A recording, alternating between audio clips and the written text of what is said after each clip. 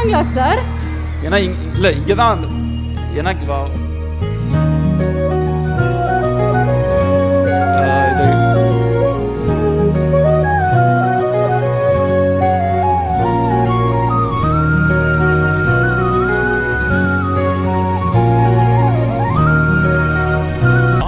மசாலா எந்த சமையலும் ருசி தேடும் ரகசியம் 20 ரூபாய். இளைஞர்களின் வாய்ப்புகளையும் திறமைகளையும் உயர்த்தி வரும் ஸ்டாலின் ஆட்சி தொடரட்டும், தமிழ்நாடு வெல்லட்டும். குளு குளுன்னு காத்து வீசுது. உங்கள் சத்யாவில் குளு குளு ஏசி ஆஃபர். சத்யா. இந்த ஸ்டேஜ் வந்து எனக்கு ரொம்ப ஒரு இம்பார்ட்டண்ட்டான ஸ்டேஜ். ஏன்னா நான் இந்த ஸ்டேஜ் ப்ளஸ் என் வாழ்க்கையில் இருக்கிற இப்போ நான் இருக்கிற ஸ்டேஜ், இந்த 2 ஸ்டேஜுக்குமே வர்றதுக்கு எனக்கு ரொம்ப நான் சொன்னால் நம்ப முடியாது. ஆனால் நான் கஷ்டப்பட்டு தான் வந்திருக்கேன். ஏன்னா கடவுள் வந்து எல்லாருக்குமே ஒரு நல்ல வாழ்க்கையை வந்து ஆசீர்வாதமாக கொடுப்பாங்க. நான் வந்து எப்பயுமே பல கோயில்களுக்கு நான் போயிட்டே இருப்பேன். எனக்கு வந்து இன்னும் நிறையா கொடுங்கன்னு கேட்குறதுக்காக நான் நிறையா கோயிலுக்கு போக மாட்டேன். எனக்கு ஆல்ரெடி கொடுத்துருக்க சந்தோஷங்களையும் எனக்கு கொடுத்துருக்க அவ்வளோ விஷயங்களையுமே நான் வந்து நன்றி சொல்கிறதுக்காக தான் நான் எப்பயுமே கோயிலுக்கு போயிட்டே இருப்பேன். மேபி அதனாலேயோ என்னவோ தெரியாது, என்னுடைய கஷ்டமான டைம்ஸில் கூட எனக்கு நல்ல சாப்பாடும் நல்ல வீடும் நல்ல குடும்பமும் நல்ல ஒரு மனைவியும் நல்ல குழந்தைங்களும் நல்ல நண்பர்களும் நல்ல ஏடிஸும் எனக்கு ஒரு நல்ல டீமும், இவங்க எல்லாருமே என்னுடைய எவ்வளோ ஒரு டஃப் சுச்சுவேஷனாக இருந்தாலும் இவங்க எல்லாருமே எனக்கு நம்பி இருந்திருக்காங்க. அதுக்கு வந்து நான் கடவுளுக்கு எப்பயுமே நான் நன்றி சொல்லிக்கிறேன். இவ்வளோ பெரிய ஸ்டேஜில் எனக்கு தனியாக நிற்கிறதுக்கு ஆக்சுவலாக நான் தனியாக நிற்கக்கூடாது. அண்ட் எனக்கு வந்து இப்போது ஒரு விஷயந்தான் ஞாபகம் வருது. நான் வந்து ஒரு ஒரு ஒரு மிகப்பெரிய படம் ஒன்று பண்ணுற மாதிரி என் லைஃப்பில் அப்படி ஒரு வாய்ப்பு எனக்கு அமைஞ்சு, ஒரு கல்யாண மண்டபத்தில் வந்து ஒரு கல்யாணம் ஆகிறதுக்கு முன்னாடி பொண்ணு தாலி கட்டுறதுக்கு முன்னாடி எந்திரிச்சு போயிட்டாங்கன்னா அந்த பொண்ணுக்கு எப்படி கல்யாணம் ஆகிறது ரொம்ப கஷ்டமோ, அந்த மாதிரி ஒரு பெரிய ஃபிலிம் நடக்கிறது நேரத்தில் நிற்கும் போது அதுலேருந்து அதை டேக் ஆஃப் ஆகி இன்னொருத்தவங்களை நம்ப வைக்கிறது ரொம்ப கஷ்டம். அப்போ என்ன ஆகிடும்னா நம்ம காதில் விழுறது எல்லாமே ஒரே விஷயந்தான் இருக்கும்.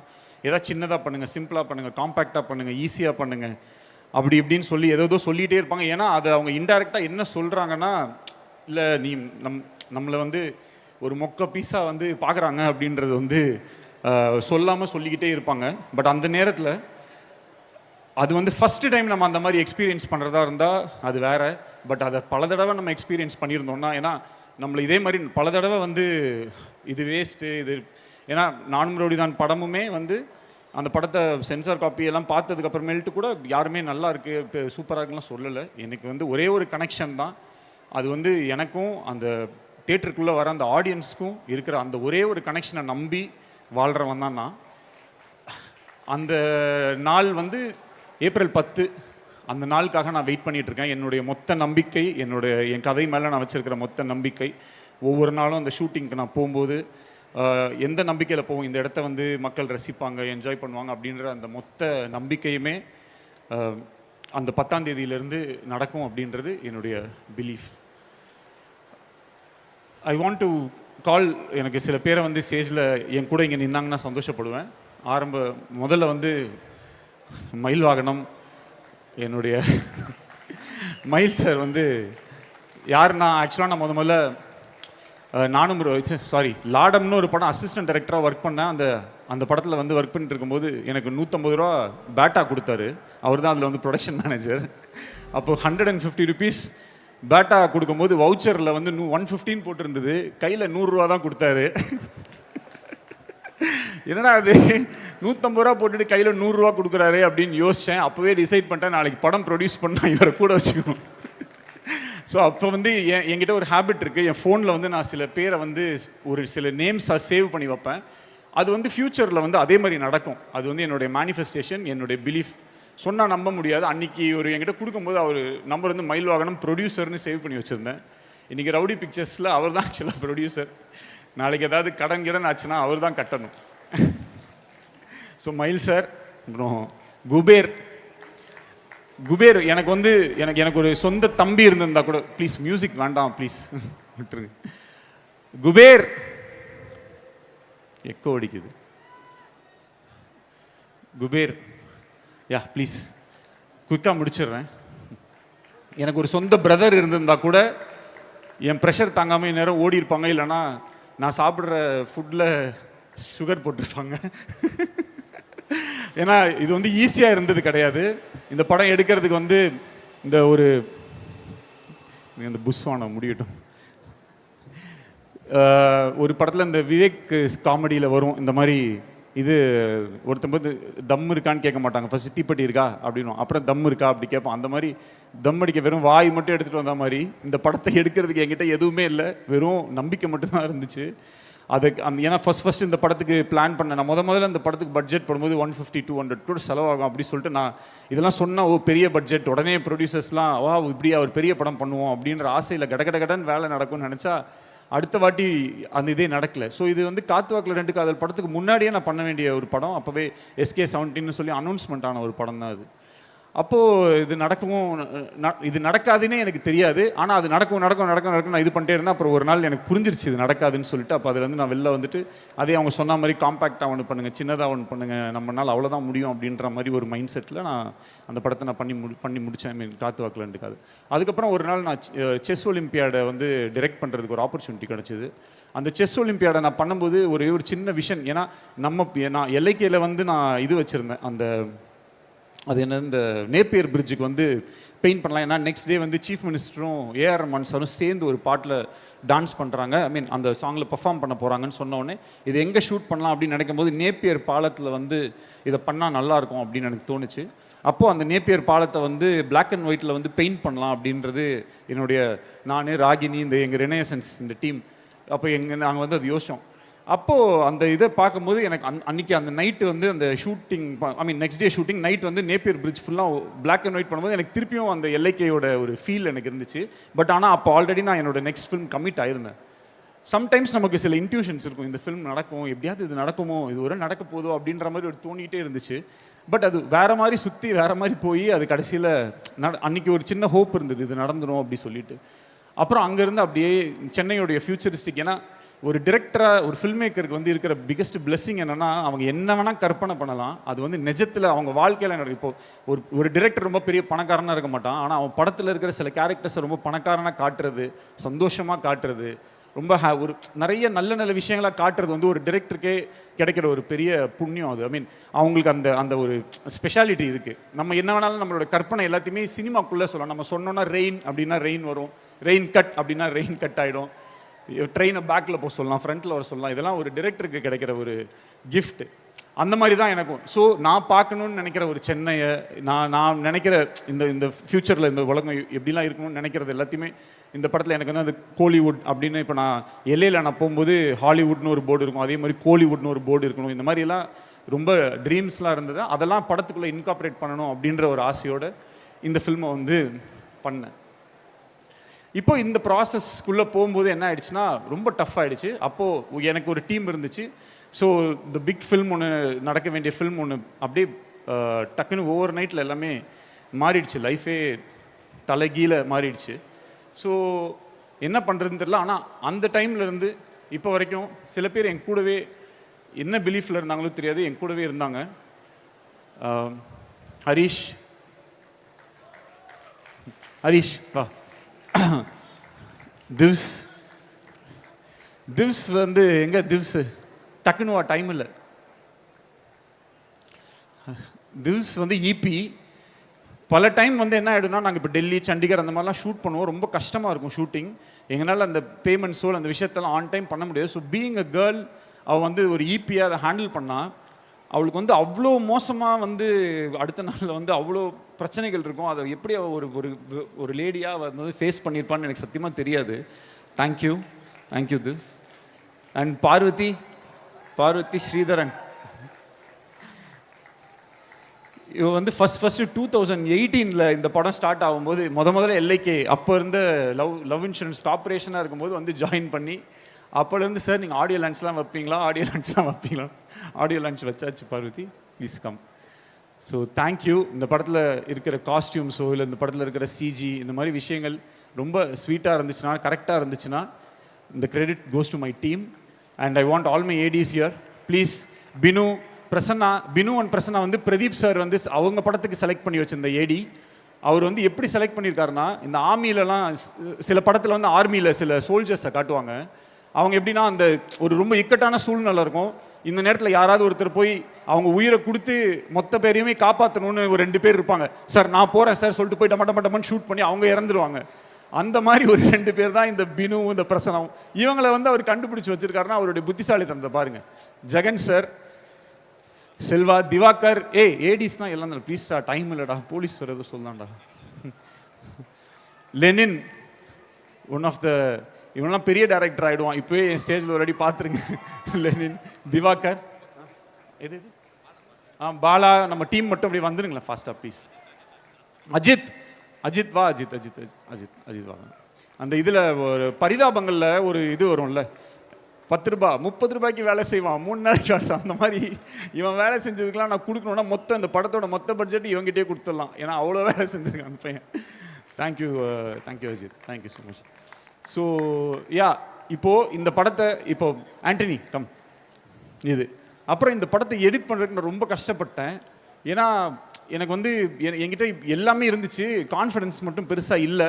ஏன்னா இவங்களை தவிர வேறு யாருக்குமே என் மேலே வந்து பெரிய ஒரு கான்ஃபிடென்ட் இருக்க மாதிரி எனக்கு தெரியல. எல்லாத்துலேயுமே ஏதோ டவுட் இருக்க மாதிரி இருக்கும். ஸோ பிரதீப் ராகவ் கிட்ட வந்து நான் ப்ளீஸ் ப்ரோ வந்துருங்க, பிரதீப் ராகவ் கிட்ட நான் ஒரு வெர்ஷன் பண்ணுவேன், கட் பண்ணுவேன், இது பண்ணுவேன், அது பண்ணுவேன். கிட்டத்தட்ட வேர்ல்டு ரெக்கார்டு ஒரு இப்படியும் 100 வெர்ஷன்ஸ் பண்ணியிருப்போம். இப்போது ட்ரெய்லருக்கு எப்படியும் ஒரு 500 கட்டாவது பண்ணியிருப்போம். அவ்வளோ இதை பண்ணி எனக்கு வந்து ஹெல்ப் பண்ணார். ஆக்சுவலாக ஒரு கோ டைரக்டர் மாதிரி அதில் இருக்கிற கதையில் இருக்கக்கூடிய நிறையா ஓட்டைகள் ஒரு இதில் எல்லாமே ரொம்ப I really enjoy working with as a human being. Also is a great friend to me. So இது எல்லாமே இவங்க எல்லாருமே சேர்ந்து இந்த ஃபில்மை வந்து நான் எடுக்கிறதுக்கு வந்து எனக்கு பயங்கரமாக ஹெல்ப் பண்ணிட்டாங்க. ஒரு நாள் பிரதீப் பிரதருக்கு வந்து நான் மெசேஜ் பண்ணேன், இந்த மாதிரி நான் உங்களை மீட் பண்ணணும் பிரதர், நான் கதை சொல்லணும் பிரதர்னு சொன்னேன். ஓகே அப்படின்னு சொன்னார். அப்போ போயிட்டு நான் சொல்லும்போது அவருக்கு வந்து ஸ்கிரிப்ட் ரொம்ப பிடிச்சிருந்துச்சு. அதில் வந்து எண்ணி 2வது நாள் சொல்லிட்டாரு. அதுக்கப்புறம் ஓகே அப்படின்னு சொல்லிட்டு ஆரம்பிச்சிட்டோம். அப்போ ப்ரொடியூசர்ஸ் இந்த மாதிரி விஷயங்கள்லாம் செட் ஆகலை. அப்போது ஒரு பர்டிகுலர் ப்ரொடக்ஷனில் பேசியிருந்தோம். அங்கே வந்து பயங்கரமான பட்ஜெட், பெரிய பட்ஜெட் சொல்லி என்னடா டிலே ஆகிட்டே போகுது. ஏன்னா ஆல்ரெடி அந்த ஃபிலிம் வேறு நடக்கலை, என்னடா இது அப்படின்னு சொல்லி எனக்கு ரொம்ப கஷ்டமாயிடுச்சு. அதுக்கப்புறம் அங்கேருந்து மூவ் பண்ணி எப்படியோ கொண்டாந்து அவரை வந்து எப்படியோ கன்வின்ஸ் பண்ணி இது பண்ணும்போது நேராக ஒரு நாள் என்ன ஆயிடுச்சுன்னா, இந்த படம் நடக்குமா நடக்காதான்னு ஆகும்போது வேற ஒரு ஃபிலிம் இப்படிலாம் சில விஷயங்கள் வந்துச்சு. ஆனால் எனக்காக அவருக்கு வந்து அந்த டைமில் ஒரு மிகப்பெரிய ஆப்பர்ச்சுனிட்டி கிடச்சிது டு டிரெக்ட் அ ஃபிலிம். அவ்வளோ ஆப்பர்ச்சுனிட்டிஸ் கிடைச்சும் அவர் கொடுத்த அந்த ஒரு வேர்டுக்காகவும் எனக்காகவும் ரொம்ப இந்த ஒரு டஃப் சுச்சுவேஷனில் நீங்கள் நின்னதுக்காக lifetime I am grateful to you Pradeep and I love you. அதோடு நிறுத்தாமல் நீங்கள் இந்த படத்தில் நடித்த விதம், அதில் ஒரே ஒரு விஷயம் வந்து என்னென்னா, அந்த நம்ம டெல்லியில் நாங்கள் ஷூட் பண்ணிகிட்டு இருந்தோம், இன்டர்வல் சீக்வன்ஸ் எடுத்துகிட்டு இருக்கோம். ரொம்ப முக்கியமான சீக்வன்ஸ், பயங்கர எமோஷனல் சீக்வன்ஸ். அவர் படுத்து அழுது பயங்கரமாக நடிக்க வேண்டிய சீக்வன்ஸ். அந்த சீக்வன்ஸ் எடுத்துகிட்டு இருக்கும்போது எங்களுக்கு அங்கே சுற்றி வந்து என்னென்னா ஃபுல்லாக டெல்லி அவங்க ஆளுங்கெல்லாம் வந்து பயங்கரமாக அடுத்த ஆளுங்க வந்துட்டாங்க. அங்கே வேறு செட்டு போடுறதுக்கு வந்துட்டாங்க. அவங்கெல்லாம் கத்துறாங்க, சண்டை போடுறாங்க. அப்போ இந்த திவ்ஸு இங்கே என் டீம் எல்லாம் போய் அங்கே சண்டை போட்டுட்டு இருக்காங்க. பயங்கரமாக ப்ளீஸ் சார்னு கெஞ்சுறாங்க. இவங்க காலெல்லாம் விழுறாங்க. அந்தளவுக்கு அங்கே ஒரு இது போயிட்டுருக்கு. இங்கே வந்து நான் கேமரா வச்சு நான் எடின்னு சொல்கிறேன். அங்கே இடத்துல வேறு எந்த ஆக்டராக இருந்தாலும் எனக்கு கொஞ்சம் இல்லை, எனக்கு கான்சென்ட்ரேட் பண்ணணும், இல்லை இப்படி இருக்குது அப்படி இருக்குன்னு சொல்லுவாங்க. ஆனால் அந்த சுச்சுவேஷனை பயங்கரமாக புரிஞ்சுக்கிட்டு அத்தனை டேக்ஸ் அவர் நடித்தார். அவர் திருப்பி அவர் பண்ணிகிட்டே இருந்தார். ப்ரோ பண்ணிடலாம் ப்ரோ. அந்த இடத்துல பிரதீப் வந்து நாட் ஜஸ்ட் அ ஹீரோ, அந்த இடத்துல ஒரு டிரெக்டராக என்னோட பெயினோ அந்த இடத்துக்கு நம்ம என்ன கஷ்டப்பட்டுருப்போன்றதை இது பண்ணி அவர் நடித்த விதம், அந்த சீக்வன்ஸ் நான் இப்போ வரைக்கும் நான் அந்த இன்டர்வல் சீக்வன்ஸை நான் வந்து பார்க்கும்போது எல்லாமே எவ்ரி டைம் எனக்கு ஞாபகம் வரதெல்லாம், இந்த மனுஷன் வந்து அந்த இப்படி ஒரு சுச்சுவேஷனில் இப்படி ஒரு நடிப்பை கொடுத்துருக்கானா, இவன் எப்படிப்பட்ட சுச்சுவேஷனில் வேணாலும் என்ன மாதிரி ஒரு நடிப்பு வேணாலும் கொடுக்க முடியும். He is a gifted, very gifted, blessed and a highly talented writer, director and an actor. He is the best. எனக்கு தெரிஞ்சு நிறையா ஹெல்ப் எடுத்திருக்கேன் நான் பிரதீப் கிட்ட இருந்து. நான் நிறைய லேர்ன் பண்ணியிருக்கேன், நிறைய ரிஃபைன் பண்ணியிருக்கேன். எனக்குன்னு நான் ஒரு ஜோனில் இருப்பேன். பல்ஸில் வந்து பிரதீப் இஸ் இன் பல்ஸ். நான் மேபி கொஞ்சம் அங்கங்கே எனக்கு கொஞ்சம் சில விஷயங்கள் நான் வந்து எக்ஸ்பெரிமெண்டல், இந்த மோர் ஆஃப் இது வரலையா அப்போ இது நம்ம பண்ணுவோம் அப்படின்ற ஒரு ஏரியாக்குள்ளே நான் போயிடுவேன். ஸோ இதெல்லாம் வச்சு ஓவராலாக இந்த படத்தை அவர் வச்சு எடுத்தது மிகப்பெரிய சந்தோஷம். அண்ட் அனி சார், அனிருத், அனி ப்ரோ, எனக்கு என்ன ஒரே ஒரு விஷயம்னா, நான் எப்போ ஏதாவது எமோஷ்னலாக பேசிடுவேன், ஏதாவது பேசிடுவேன்றதுலேயே அவர் பயந்து நான் எப்போ காம்ப்ளிமெண்ட் கொடுத்தாலுமே அதை அவர் எடுத்துக்க மாட்டார். பட் அவர் அப்படி இருந்தாலும் நான் அதை வந்து பெருசாக கண்டுக்க மாட்டேன். நான் சொல்கிறத சொல்லிடுவேன். ஒரு வாட்டி நானும் ரவுடிதானோட என்ஆர்டி இஷ்யூ இது எனக்கு வந்து பாண்டிச்சேரியில் இந்த படம் எடுக்கணுன்றது என்னுடைய ஆசை. ஆனால் அன்றைக்கி டேட்டில் பாண்டிச்சேரிக்கு போய் ஒரு 4-5 நாள் ஸ்பெண்ட் பண்ணுறது கூட என்கிட்ட வந்து காசு இல்லை. அப்போ அன்னிக்கிட்ட தான் நான் சொன்னேன், தலை நான் வந்து இந்த மாதிரி பாண்டி போகிறேன், போயிட்டு இந்த கதையை மட்டும் நான் ப்ரிப்பேர் பண்ணிட்டு வந்துடுறேன் அப்படின்னு நான் சொன்னேன். சொல்லிவிட்டு அப்போ ஆக்சுவலாக எவ்வளோ 200-250 ருபீஸ் இருந்தது பஸ்ஸில் போகிறதுக்கு வச்சுருந்தேன். அவ்வளோதான் இருந்துச்சு. அப்போது நான் போயிட்டேன் பஸ்ஸில் போயிட்டேன். அப்போது எனக்கு வந்து ஒரே மெசேஜ் மட்டும் அனுப்புகிறாரு, இந்த மாதிரி Vicky inside your bag 50K I have kept அப்படின்னு சொல்லி அனுப்பிச்சாரு.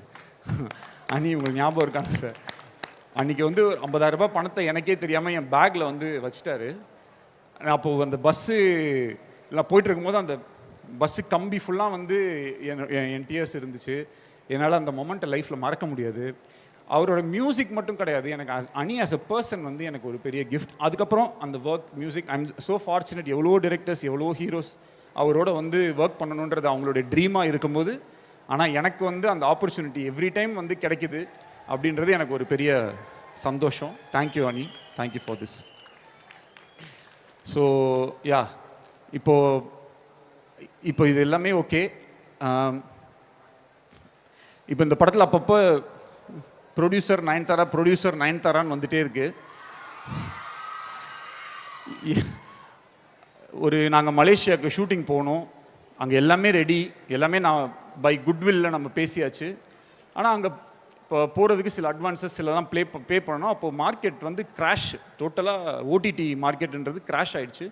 ஸோ ஓவரால் பட்ஜெட்டை ரீஒர்க் பண்ணணும்னு சொல்கிறாங்க. சொல்லும்போது நம்ம ட்ரீம் வச்சுருப்போம் இல்லையா, இவங்க தான் இந்த படத்தை நடிக்கணும், இவங்க தான் இந்த படத்தை எடுக்கணும் அப்படின்றது நம்மளுடைய ட்ரீம். அப்போது திடீர்னு அந்த விஷயம் எல்லாத்தையும் நீ கட் பண்ணுங்கன்னா எனக்கு வந்து இந்த படத்தில் ஒரு ஃப்ரேமை கூட நான் நினச்ச மாதிரி எடுக்காமல் நான் போக மாட்டேன்றதில் நான் உறுதி ஆகிட்டேன். அப்போ எனக்கு என்ன பண்ணணும்னு தெரியல, ஷூட்டிங் எப்படியே நடந்தே ஆகணும்னு நான் இருந்தேன். அப்போ குபேர் கிட்ட தான் சொன்னேன், என்ன பண்ணுது, இல்லை வரல, இந்த ஷூட்டிங் இந்த ஸ்கெடியூல் தள்ளி தான் பண்ணணும் அப்படின்ற மாதிரி அவரும் சொல்லிட்டாரு. ஸோ என்ன பண்ணணும்னு எனக்கு தெரியல. அப்புறம் சரி நடக்காதுன்ற மாதிரி இருந்து திடீர்னு ஓகே டிக்கெட் போட்டாச்சு, போயிடலான்னொடனே மலேசியாவுக்கு போயிட்டோம். மலேசியாவில் போய் ஷூட்டிங் நடந்துடுச்சு. மலேசியாவில் இருக்கும்போது தான் எனக்கு வந்து தெரியும், அந்த பணம் வந்து மூக்குத்தி அம்மன் படத்துக்கு வந்து வாங்கின அட்வான்ஸை வந்து போட்டு அந்த ஷூட்டிங் வந்து நடந்துச்சு. அந்த மாதிரி ஒரு ஒய்ஃப் அண்ட் ஒரு சப்போர்ட். ஒய்ஃப்னா ஆக்சுவலாக நயன்தாராக்கு வந்து இந்த ஆடியோ லான்ச் இந்த மாதிரி விஷயங்கள்லாம் அவங்க வரமாட்டாங்க. இந்த மாதிரி ஒரு விஷயம் எல்லாமே இருக்குது. பட் இந்த ஆடியோ லான்ச்சை வந்து இங்கே உட்காந்து 2 நாளைக்கு முன்னாடி இங்கே வந்து கண்டக்ட்லாம் பண்ணி எல்லாமே பண்ணி இந்த அளவுக்கு இதை வந்து செட் பண்ணி இப்போ வந்து ஏதோ எங்கே உட்காந்துட்டு இருக்காங்கன்னு தெரில. ஆக்சுவலாக ஏதோ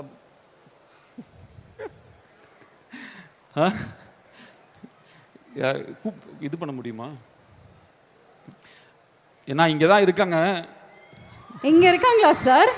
ஏன்னா இல்லை இங்கே தான், ஏன்னா இது என்ன இஃப் பாசிபிள் யாராவது ஒரு குபேர் யாராவது ஒருத்தர் கூப்பிட்டு வர முடியுமா ப்ளீஸ் எனக்காக? Oh my God.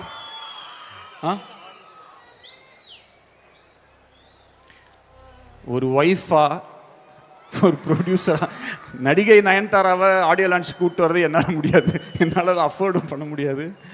But I don't know இதுக்கு நான் என்ன சொல்லணுன்றது எனக்கு தெரியாது. சார் எங்களுக்கே படபடன்னு இருக்கு சார். நோ இல்லை, எஸ்கேப் ஆகிருக்காங்களான்னு தெரில.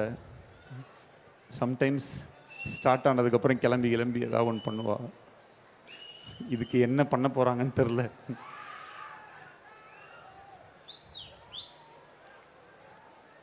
இருக்காங்களா? ஓய், ஓ மை காட்.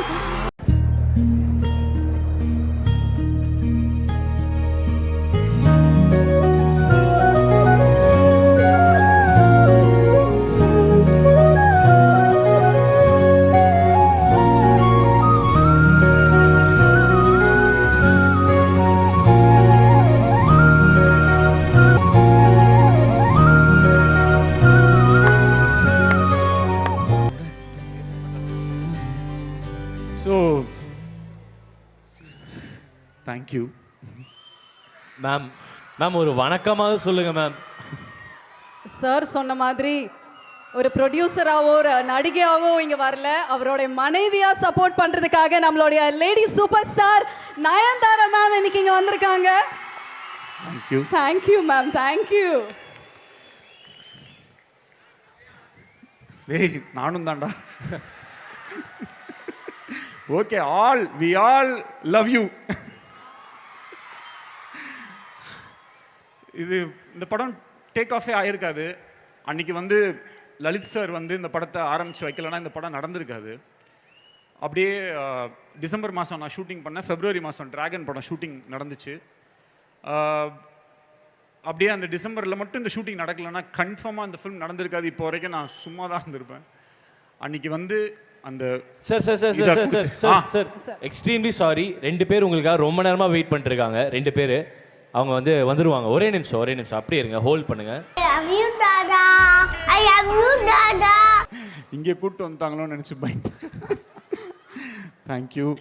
என்ன சொல்கிறேன்னா, அன்னைக்கு மட்டும் லலித் சார் இந்த படத்தை ஸ்டார்ட் பண்ணல, இந்த படத்தை ஆரம்பித்து வைக்கல அப்படின்னா அவருக்குமே ரொம்ப கஷ்டம்தான். இந்த ஃபில்மை வந்து இந்த அளவுக்கு எடுத்துகிட்டு வந்து ரொம்ப கஷ்டம்.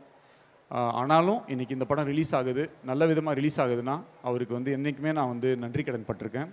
Thank you Lalith sir.